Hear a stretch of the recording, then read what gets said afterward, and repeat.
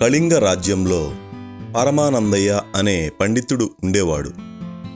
ఆయనకి 12 మంది శిష్యులు. వారు చాలా అమాయకులు. వయసు పెరిగినా వారికి బుద్ధి పెరగలేదు. వారు చేసే పనులు కోపంతో పాటు నవ్వు తెప్పిస్తుంటాయి. ఒకరోజు పరమానందయ్య గారు భార్యతో కలిసి గుడికి వెళ్ళారు. అదే సమయంలో పొరుగురు నుండి పేరయ్య అనే పండితుడు వచ్చాడు. వస్తూనే ఒరే పరమానందం, ఒరే పరమా అంటూ కేకలు వేశాడు. ఆ కేకలు విన్న శిష్యులకు విపరీతమైన కోపం వచ్చింది. తమ గురువుగారిని ఓయ్ ఒరే అంటాడా అనుకున్నారు. అంతే, ఆయన్ని ఇంట్లో స్తంభానికి కట్టేశారు.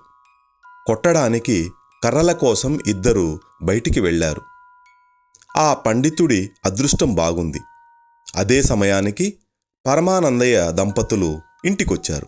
వస్తూనే పరమానందయ్య గారు అయ్యో అయ్యో ఇదేం అఘాయిత్యంరా, ఈయన నా స్నేహితుడురా అంటూ పేరయ్య కట్లు విప్పాడు. సమయానికి నువ్వు రాకపోతే చంపేసేవారురా పరమా అంటూ పేరయ్య బావురుమన్నాడు. శిష్యులు బిక్కమొహం వేశారు. పరమానందయ్య గారు పాపం వీళ్ళకేమీ తెలియదు, ఒట్టి అమాయకులు, వారిని క్షమించు అన్నాడు. పేరయ్య పరమానందయ్య దంపతులను పెళ్లికి పిలిచి వెళ్ళిపోయాడు. అప్పుడు పరమానందయ్య శిష్యులను పిలిచి కోప్పడి ఒరేయ్, మన ఇంటికి వచ్చే అతిథుల్ని గౌరవించి మర్యాదలు చేయాలి అని చెప్పాడు. శిష్యులు సరేనని తలలూపారు.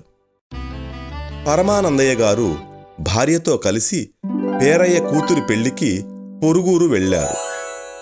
అదే అదనుగా 3 దొంగలు ఆ రాత్రి పరమానందయ్య గారి ఇంటికి దొంగతనానికి వచ్చారు. ఇంటికి కన్నం వేయడం మొదలుపెట్టారు. ఆ అలికిడికి శిష్యులకు మెలకువ వచ్చింది.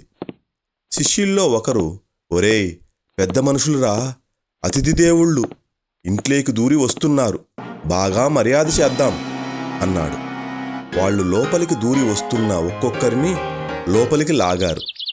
ఎవరూ లేరని ఇంట్లో చొరబడిన దొంగలు ఆ 12 మంది శిష్యులను చూసి మొదట భయపడ్డారు.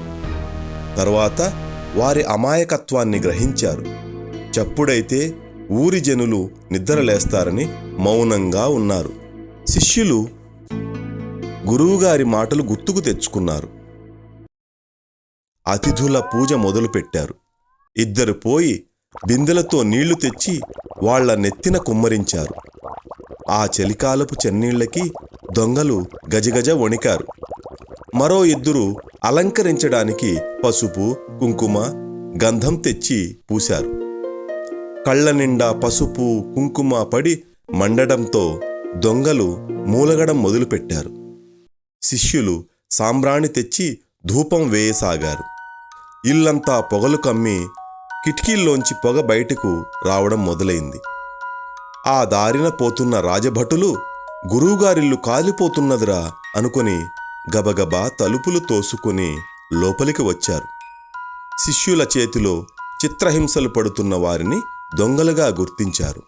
వెంటనే వారిని బంధించి రాజుగారి దగ్గరికి తీసుకుని వెళ్లారు. మరుసటి రోజు వచ్చిన గురువుగారు శిష్యుల అమాయకత్వానికి నవ్వుకొన్నారు. ఇంటిని దొంగలు దోచుకోకుండా కాపాడినందుకు సంతోషించారు. దొంగలను పట్టించిన పరమానందయ్య శిష్యులను రాజుగారు పిలిపించి ఘనంగా సన్మానించారు.